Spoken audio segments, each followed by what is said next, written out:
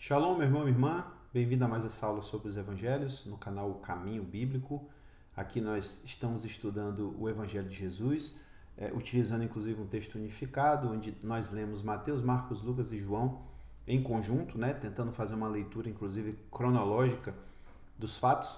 E hoje estamos na nossa aula número 16. Hoje nós vamos falar sobre o testemunho que João deu sobre Jesus e já fazendo uma introdução aos primeiros discípulos de Jesus. Tá? Então o texto que nós vamos ler hoje está em João 1, no versículo 15, depois no versículo 29 até o versículo 39. João 1. E o texto diz o seguinte: no dia seguinte, João viu Jesus aproximando-se e disse: Vejam, é o Cordeiro de Deus que tira o pecado do mundo. Este é aquele a quem eu me referi quando disse: Vem depois de mim um homem que é superior a mim, porque já existia antes de mim. Eu mesmo não o conhecia, mas por isso é que vim imergindo com água, para que ele viesse a ser revelado a Israel. Então João deu o seguinte testemunho: Eu vi o Espírito descer dos céus como pomba e permanecer sobre ele. Eu não o teria reconhecido se aquele que me enviou para batizar com água não me tivesse dito: aquele sobre quem você vira o Espírito descer e permanecer, esse é o que imerge no Espírito Santo. Eu vi e testifico que este é o Filho de Deus. No dia seguinte, João estava ali novamente com 2 dos seus discípulos. Quando viu Jesus passando, disse: Vejam, é o Cordeiro de Deus. Ouvindo dizer isso, os 2 discípulos seguiram Jesus. Jesus, voltando-se e vendo que os 2 o seguiam, perguntou-lhes: O que vocês desejam? Eles disseram: Rabi, que traduzido significa mestre, onde está hospedado? Respondeu ele: Venham e verão. Então foram, por volta das 4 horas da tarde, viram onde ele estava hospedado e passaram com ele aquele dia. Bem, então nós temos aqui esse testemunho de João acontecendo num período posterior ao momento da tentação de Jesus no deserto. Aqui, quando o texto de João, inclusive, diz no dia seguinte, ele está traçando uma suposta cronologia, não depois da tentação. O que o texto lá de João, especificamente aqui o versículo 29, o versículo anterior, no caso o versículo 28, trata do momento em que João está sendo interrogado pelas autoridades judaicas, questionando quem ele era, etc. Então aí João vai e fala: no dia seguinte, João viu Jesus se aproximando. Então, como nesse caso aqui Jesus já está se preparando para voltar para Galiléia, então significa que Jesus já tinha sido tentado, e já tinha retornado do deserto. Então, nesse momento aqui, quando João vê Jesus passando, se aproximando, então ele fala: Vejam, é o Cordeiro de Deus que tira o pecado do mundo. É muito interessante essa palavra de João, porque a gente já incorporou ela, a gente já trata Jesus, canta músicas de Jesus como Cordeiro, etc.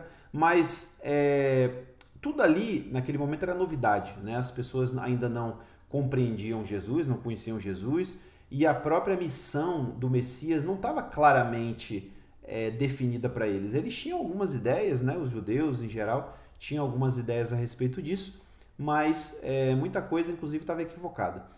E aí, quando João vem e fala que Jesus é o Cordeiro de Deus que tira o pecado do mundo, ele está ressaltando aqui o motivo principal da existência de Jesus. Porque, assim, quando a gente olha para Jesus, a gente vê em Jesus vários aspectos, a gente vê várias pessoas em Jesus.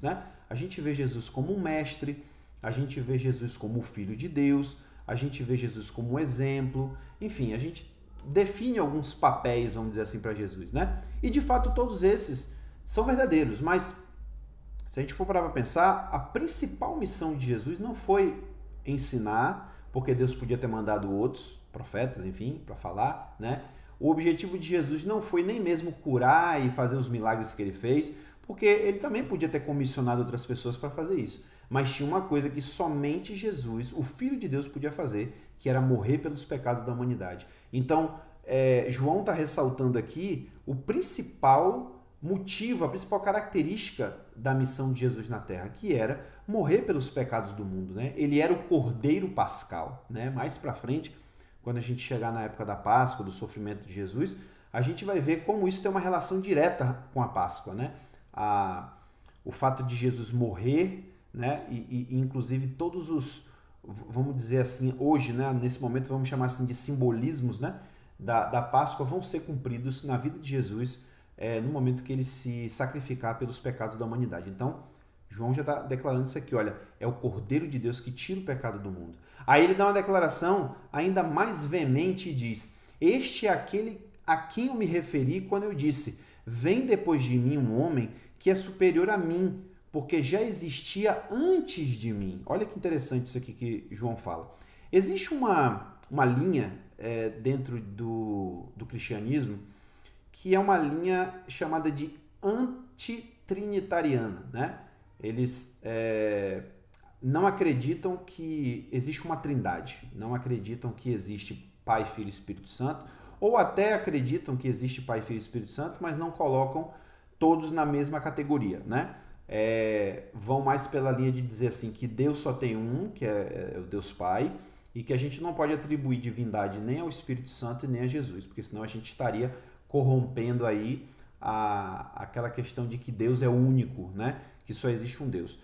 Não vou discutir esse assunto aqui agora, mas eu queria lembrar de uma passagem lá do Antigo Testamento e que parece que João está evocando isso aqui, né? Parece que João, as palavras são de João, né? Isso aqui foi ele que disse, mas parece que ele tem em mente uma passagem do Antigo Testamento que é Miqueias 5:2, e Miqueias 5:2 diz o seguinte: E tu, Belém Efrata, posto que pequena entre os milhares de Judá, de ti me sairá o que governará em Israel, e cujas origens são desde os tempos antigos, desde os dias da eternidade. A interpretação tradicional dessa passagem ressalta esses últimos pontos aqui, né? Dizendo que as origens do Messias são desde os tempos antigos, desde os dias da eternidade. Então, os defensores dessa linha de pensamento afirmam que essa passagem de Miqueias não está dizendo que Jesus, ou Messias, né, existia antes da humanidade existir, ou no tempo da eternidade, que ele era pré-existente, né? Eles afirmam que isso aqui tem a ver com a linhagem de Jesus, que Jesus teria vindo da linhagem de Abraão, ou seja, ele vem de tempos remotos, né? A linhagem dele vem de tempos remotos. E, inclusive, dizendo que a palavra hebraica, que aqui a gente traduz como eternidade, poderia significar, de repente, outra coisa que não fosse necessariamente falar da eternidade, lá onde Deus estava. Mas quando a gente vem aqui para a afirmação de João Batista, é muito difícil a gente fugir do que ele está dizendo aqui, né? Olha o que ele afirma, ele diz, vem depois de mim um homem que é superior a mim. Até aí tudo bem, né? Ele está apenas dizendo não, que Jesus é superior a ele em termos de autoridade, em termos de honra, né? Mas ele complementa dizendo, porque já existia antes de mim. Lembrando que Jesus e João, eles tinham uma diferença de apenas 6 meses. E ainda para piorar, quem era o mais velho era João, né? João era 6 meses mais velho do que Jesus. E ele está dizendo que Jesus, o Messias, existia antes dele. Então, assim, eu acho que não tem como a gente fugir aqui dessa afirmação de João, de que ele está dizendo que Jesus já existia antes dele, né? Jesus era pré-existente, por isso ele é superior a ele mesmo. E é muito interessante também que a gente observe aqui, pontue, que dentro do próprio judaísmo existiam algumas interpretações que levavam para isso aí, né? Inclusive, se apegando a essa palavra de Miqueias, alguns rabinos, isso a gente pode encontrar no Talmud, na Mishnah judaica, alguns rabinos, eles tinham essa noção, né? Lendo isso aqui, eles falavam assim, olha, o Messias, ele não é um homem normal, o Messias, ele procede diretamente de Deus. Então, alguns deles chegavam a afirmar que aí eles não tinham muito material, né? Eles tinham que viajar um pouco, nisso aí, às vezes eles viajavam demais, eles chegavam a afirmar que o Messias já estava no céu, o Messias já era um ser divino e que depois o Messias viria à Terra para cumprir a sua missão. Não muito diferente do que a gente afirma hoje, né? Claro que isso não é a visão tradicional do judaísmo, tá? Não estou afirmando isso. Eu estou te dizendo que existiam rabinos no passado que tinham essa noção. E isso está lá no livro do judeu, né, que é o Talmud, que para ele, vamos dizer assim, é a segunda Bíblia, é a lei oral deles.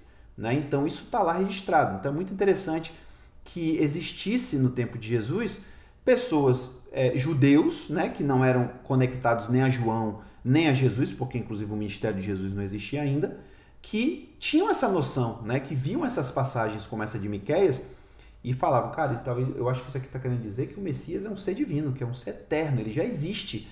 Né? Ele não está aqui na Terra ainda, mas ele já existe na eternidade. Então, a gente não tem como fugir dessa verdade bíblica que, por sinal, ela acaba sendo, vamos dizer assim, repetida, né, em algumas outras situações aí por Paulo, em outros escritos apostólicos. E mais para frente a gente vai entrar mais nesse assunto aí, né? E aí João vem e diz assim, eu mesmo não o conhecia, mas por isso é que eu vim imergindo com água, para que ele viesse a ser revelado a Israel. Olha que interessante. Dá a impressão de que o que João está dizendo meu objetivo batizando é tirar o Messias do anonimato, né? Muito interessante isso, né? Meu papel é tirar o Messias do anonimato. Então, quando eu começar a batizar, ele vai aparecer. E foi exatamente o que aconteceu. E a gente percebe que, de fato, Jesus só se revelou depois de João. Jesus só se revelou depois que foi batizado por João. Antes mesmo ali daquele momento em que João começa o seu ministério e Jesus chega até ele para ser batizado, Jesus não tinha feito nada, né? Mas a partir do momento que Jesus é batizado, aí Jesus é levado para o deserto para ser tentado, vence a tentação, vence a prova, né? E agora Jesus retorna e a partir desse ponto aqui é que a gente vai começar a ver se desenrolar o ministério de Jesus. Então a missão de João era tirar o Messias do anonimato. E aí, e ele fala assim, eu mesmo não o conhecia, né? É um detalhe interessante. Um pouquinho mais para frente ele vai falar sobre isso aqui e ele vai dizer assim, eu não o teria reconhecido se aquele que me enviou para batizar com água não tivesse dito, aquele sobre quem você viu o Espírito descer e permanecer, esse é o que emerge com o Espírito Santo. Então, ele não sabia quem era, né? Agora, daí a gente entender se o que João está dizendo é que ele não sabia quem era o Messias, ou seja, ele não tinha noção de quem dentre o povo era o Messias, ou se ele estava dizendo que ele não conhecia Jesus até aquele momento. Eu acho um pouco improvável que João não conhecesse Jesus, porque eles eram parentes, né? Tudo bem que moravam separados, né? João morava na Judéia, Jesus morava na Galileia, mas eu fico imaginando que, como Maria tinha relação com Isabel, chegou a visitar ela, né, no momento ali do próprio nascimento, né, de João, eu fico imaginando que em outros momentos, quando a família de Jesus peregrinava para Jerusalém, se não visitava, né? Então, assim, na pior das hipóteses, eu imagino que, quando novos, Jesus e João devem ter se conhecido, sim. Agora, quando ele chega e diz assim, eu não teria reconhecido, eu já penso, e aí é uma interpretação minha, né? Eu já penso que o que ele está dizendo eu não teria reconhecido o Messias. Ou seja, eu não saberia quem é o Messias se Deus não tivesse me revelado. E aqui ele não entra nesse detalhe, mas ele poderia ter dito, quem é que ia imaginar, eu nunca ia imaginar que o Messias era meu primo, né? É interessante isso, né? Mas ele afirma isso categoricamente, olha, eu mesmo não conhecia, eu não teria reconhecido. E aí volta aquilo que a gente comentou, o que o Messias tinha de diferente em termos de aparência? Nada. Jesus era um cara como outro qualquer na multidão. Então João veria, de repente, até aquele cara que talvez ele conhecesse como primo, você fala, meu primo tá vindo aí, o primo veio se batizar. Nunca ia imaginar que ele era o Messias, né? Mas aí ele afirma, eu vi o Espírito descer dos céus como pomba e permanecer sobre ele. Esse é o testemunho, inclusive, do Evangelho de João a respeito disso, porque os evangelhos sinóticos, né, Mateus, Marcos e Lucas, relatam o batismo de Jesus por João e a descida do Espírito Santo como pomba. Mas João não faz isso, né? Ele não segue os sinóticos descrevendo essa situação. Ele bota como um retrospecto, né? Como João dizendo, olha, eu vi isso acontecer. Então é um fato interessante mostrar que todos os evangelhos relatam a mesma coisa, que Jesus foi batizado por João e que no momento do seu batismo o Espírito Santo veio sobre Jesus em forma de uma pomba, né? Então ele fala, olha, Deus me falou que quando eu visse isso acontecer, esse é o que emerge, né, o que batiza com o Espírito Santo ou no Espírito Santo. E aí ele fala, eu vi e testifico que este é o Filho de Deus. Né? É muito interessante também que João fale aqui sobre Filho de Deus, porque acho que já comentamos isso anteriormente, na teologia judaica, nas interpretações judaicas, essa ideia de Filho de Deus, ela era um pouco vaga, né? Ela era um pouco genérica. Então, quem era filho de Deus? Israel era filho de Deus, né? Porque tirou o filho do Egito e tudo mais. Mas as pessoas individualmente não eram tratadas como filhos de Deus. Eles não chegavam, por exemplo, e diziam, o rabino tal é o filho de Deus. Eles não falavam isso, né? Eles mesmos não se diziam filhos de Deus no sentido íntimo de relação, mas o povo era filho de Deus. E agora vem João e começa a usar alguns termos, né, que o próprio Jesus vai usar, os próprios discípulos vão usar, que é chamando Jesus de Filho de Deus. E aí volta aquela história. Quem é que primeiro declarou que o Messias, que Jesus de Nazaré, seria o Filho de Deus? Foi o anjo. Né? O anjo que anunciou a Maria é que disse que ele seria chamado Filho de Deus. E creio eu que essa história não foi um negócio que foi contado. Maria não vivia dizendo, meu filho é o Filho de Deus. Esqueça isso, não acontecia isso. Mas João começando a declarar isso aqui, principalmente para os seus discípulos, é interessante, porque daqui a pouco a gente vai ver os discípulos já dizendo, Senhor, você é o Filho de Deus, o que é uma inovação, é uma novidade, né? Dizer que aquele homem, mesmo sendo o Messias, ele era o Filho de Deus, porque nem isso o judeu não acreditava, ele não tinha essa noção de dizer que o Messias era filho de Deus, né? Então, é interessante observar esse detalhe aí. Aí o texto diz que no dia seguinte a isso, né, depois que Jesus passou, que ele fez esse comentário, aí João estava ali com 2 dos seus discípulos, e quando viu Jesus passar, disse, vejam, é o Cordeiro de Deus. Então talvez ele estivesse dando esse testemunho para alguém, né, para de repente aquele mesmo pessoal que estava ali se batizando com ele, mas agora ele está com 2 dos seus discípulos. E quem são esses 2 discípulos? Daqui a pouco a gente vai ver, na outra passagem que a gente vai ler, que esses 2 discípulos eram André, irmão de Pedro, e o próprio João, filho de Zebedeu, que é o escritor do Evangelho. Esses eram os 2 discípulos que estavam com ele ali. Então, quando ele disse, vejam, é o Cordeiro de Deus, então o texto diz, ouvindo dizer isso, os 2 discípulos seguiram Jesus. Então, o que significa isso?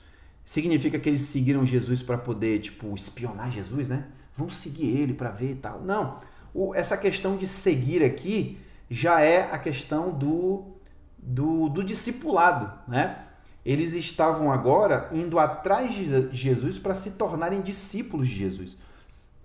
Então, essa dinâmica, né, que eu estou chamando aqui de dinâmica, entre mestre e discípulo, era comum nos tempos de Israel. Inclusive, nos escritos hebraicos, no caso do Talmud e outros escritos, se fala muito sobre essa questão, né, eu não lembro bem como é a expressão, mas é algo do tipo ser sujo pela poeira dos pés do mestre, né? Ou seja, você está seguindo ele e a poeira que ele levanta enquanto anda suja você, suja os seus pés, suja as suas pernas, né? Acaba indo até na tua cara. Então, é como se fosse assim uma honra de dizer assim, ele é o meu mestre, né? Eu estou seguindo ele. E isso era muito comum entre os judeus, os rabinos, né? Os mestres, eles tinham os seus alunos, os seus discípulos, e quando alguém desejava seguir algum mestre, ele se chegava ao mestre, ele colava com esse cara para ser aceito, né? Porque ainda tinha isso. O mestre podia aceitar ou não aquela pessoa, né? Por um motivo ou por outro. Geralmente os mestres não cobravam, né? Assim, de forma sistemática, mas todo mundo sabia que para alguém estudar com um mestre tinha que dar uma coisa pro cara, tinha que dar uma ajuda ao cara porque ele se dedicava a isso, né? Então, se por um lado eles não cobravam, mas existia um pouco aquela ideia de que tinha que dar alguma coisa. Então, por isso que, no caso de Jesus, foi difícil para Jesus, até humanamente falando, ter esse acompanhamento, porque Jesus não tinha dinheiro para fazer isso, né? A família de Jesus não tinha. Então, ele se tornou o que ele se tornou pela ação de Deus na vida dele, né? Mas ele não chegou a ser discípulo de nenhum mestre especificamente. A Bíblia não relata isso, né? Que Jesus aprendeu com alguém, E também não existe, que eu saiba, nenhum outro escrito fora da Bíblia, né, fora do Novo Testamento, que diga que Jesus foi discípulo de alguém, né? Então, se tem, pode ser uma coisa muito vaga e que não tem provas, né, disso aí. Então, a gente crê que Jesus não aprendeu com ninguém. Jesus aprendeu diretamente com o Pai o que ele ensinou, né? E aí, eles seguiram Jesus, e Jesus, quando viu que estavam seguindo, ele perguntou: o que vocês querem? Desejam alguma coisa? E aí eles respondem: Rabi, onde está hospedado? Então veja que eles já chamam Jesus de Rabi. Essa palavra Rabi vem do hebraico, que também se fala assim, Rav, né? Rabi, e que é de onde vem a palavra rabino hoje em dia, né?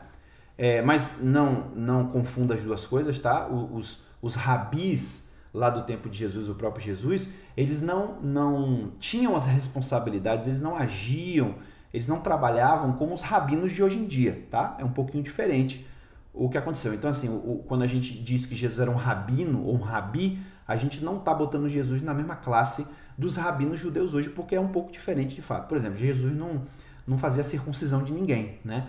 E os rabinos hoje em dia fazem. Os rabinos de hoje em dia são os dirigentes das sinagogas. Jesus não era dirigente de sinagoga, né? Então, houve uma mudança ao longo dos séculos. Então, rabi aqui tem simplesmente o sentido de mestre mesmo, né? Ao pé da letra, isso em hebraico significa meu grande, meu honorável, né? É um título de honra que era dado a ele. E aí quando a pessoa fala meu, já está meio que identificando, dizendo meu mestre, né? O senhor é meu mestre. Então, para todos os efeitos, o que eles estão falando é meu mestre, meu professor. É assim que eles estão chamando Jesus. Inclusive, a própria palavra grega que é usada aqui, né? Que o texto diz assim, eles disseram Rabi, ele bota a palavra em hebraico, depois ele diz que traduzido para grego significa mestre. Lá no grego, a palavra é didáskalos, né? Que significa justamente um professor, um mestre.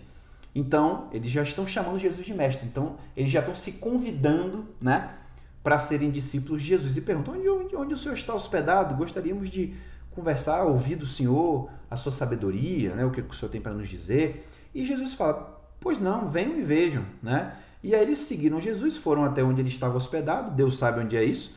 Eu até chutaria que Jesus talvez estivesse hospedado na casa de Lázaro, quem sabe, né? Na casa de Maria e de Marta, porque Jesus sempre se hospedava ali quando estava ali ao redor de Jerusalém, e passaram com ele ali o final daquele dia, porque já era 4 horas da tarde, então passaram com ele aquele restinho de dia, e como eu disse, já automaticamente eles estão se oferecendo, né, para serem discípulos de Jesus, né? Eu só queria fazer mais um último comentário aqui, que eu falei que Jesus não aprendeu com nenhum outro rabino, né, outro sábio, nenhum outro mestre, e isso, de certa forma, poderia desqualificar Jesus como um mestre, como um rabi. Por quê? Se Jesus não estudou com ninguém, quem foi o mestre dele? Porque a relação dos mestres judaicos era assim, né? O rabino tal que é discípulo de não sei quem, né? Por exemplo, Gamaliel. Gamaliel foi o mestre de Paulo, né? Paulo era discípulo de Gamaliel. E Gamaliel era discípulo de quem? Gamaliel era discípulo do avô dele. Quem era o avô de Gamaliel? O grande Hilel. Existia, na época de Jesus, 2 rabinos que criaram escolas, né, de interpretação, e de forma muito sistemática e muito, vamos dizer assim, abrangente, né, para o pensamento judaico, que era Hilel e Shammai. E eles tinham muitas vezes, a maioria das vezes, eles tinham visões um pouco diferentes, né, as interpretações da lei eram um pouco diferentes. Então, essas escolas de pensamento de Hilel e Shammai influenciaram automaticamente os grupos judaicos, principalmente os fariseus. Muita coisa, inclusive, que Jesus fala, né, a tradição judaica afirma que Hilel ou Shammai falaram aquilo também. Jesus geralmente se enquadraria mais como um discípulo de Hilel, né, porque Hilel ele era um pouco mais flexível com algumas coisas da lei, tentando levar mais para o lado do espírito da lei, que foi exatamente o que Jesus fez, né? Enquanto que Shammai era mais rígido, ele entendia que a coisa tinha que ser feita ao pé da letra, né? Então era menos flexível para as interpretações. Enfim, então, sendo Jesus, ou melhor, não sendo Jesus discípulo de nenhum desses mestres, Que autoridade Jesus teria para ser chamado de mestre, né? Mas o que é interessante é que Jesus acaba sendo considerado um rabi não por causa dessa tradição, não por causa dessa linhagem, mas por causa da força do ensinamento dele, né? E isso, inclusive, suscita para mim, pessoalmente, uma dúvida, né? Porque é meio que consenso entre os acadêmicos de que Jesus ensinava coisas que o judaísmo já ensinava, né? E a fonte que a gente tem para isso são justamente esses escritos judaicos, do Talmud, da Mishnah, que são escritos antigos, né? Que datam ali mais ou menos do 1º e 2º século até um pouquinho mais para frente. Então, muito se compara, né, as coisas que Jesus falava com as coisas que esses homens falavam. Então, por exemplo, dizem assim, Jesus disse que a lei se resume em amar Deus sobre todas as coisas e ao próximo como a si mesmo. Os rabinos falavam a mesma coisa. Jesus disse que sobre o casamento, né, só devia se casar, ou melhor, só se devia se divorciar caso houvesse algum tipo de traição ou algum tipo de moralidade sexual. Hillel ensinava isso. Então, leva um pouco para dizer assim, Jesus não falava muita novidade, mas eu fico me questionando às vezes o seguinte, se Jesus falava a mesma coisa que eles falavam, qual era a diferença do que Jesus dizia? Por que então as pessoas não olharam para Jesus e falaram assim, isso aí tá querendo posar de discípulo de Hillel? Tu foi discípulo de Hillel? Não, Jesus diria, né? Não sou discípulo de Hillel. Então, por que você fica ensinando a mesma coisa de Hillel? Você está repetindo o que a escola de Hillel pregou, ensina, mas você não é discípulo de ninguém, você quer se passar por autodidata, né? Então eu acho que tem uma incoerência aí que a gente ainda vai ter que descobrir, né, o porquê dela, né? O fato de o ensino de Jesus ser tão contundente, tão poderoso, a ponto de as pessoas entenderem e aceitarem que Jesus era um mestre, mesmo que ele não fosse um fariseu, mesmo que ele não fizesse parte de nenhuma escola rabínica, de nenhuma escola de pensamento, não era discípulo de Hillel, nem de Shammai, nem de Gamaliel, nem de ninguém, né? Então, é um ponto a se pensar, né? E mais pra frente a gente vai ver essa questão aí de como esses ensinamentos de Jesus se destacavam ou como, supostamente, se adequavam um pouco também ao pensamento judaico da época, né? Então, assim, só pra gente fechar, então, no momento que André e João passam aquele dia com Jesus, eles automaticamente já estão se convidando ali para ser discípulos e Jesus os aceita, né? Porque quando a gente for ver agora a nossa próxima leitura, vamos ver que eles já todos vão voltar juntos para Galileia, que por sinal era a terra deles, né? Eles estavam aqui por causa de João, eles estavam na Judéia por causa de João, mas eles vão ter que voltar para a terra deles e Jesus volta com eles, né? Então a gente vai ver isso na próxima semana. Obrigado pela tua presença aqui, espero que esse estudo tenha te edificado. Se você tiver algum comentário, se você tiver alguma contribuição a fazer, de repente uma pergunta, você pode fazer nos comentários aqui do YouTube, ou pode também acessar lá nosso perfil no Instagram, que é o Caminho Bíblico, ou até no Facebook também, com o mesmo nome, o Caminho Bíblico, ok? Deus te abençoe e te espero na próxima aula. Shalom!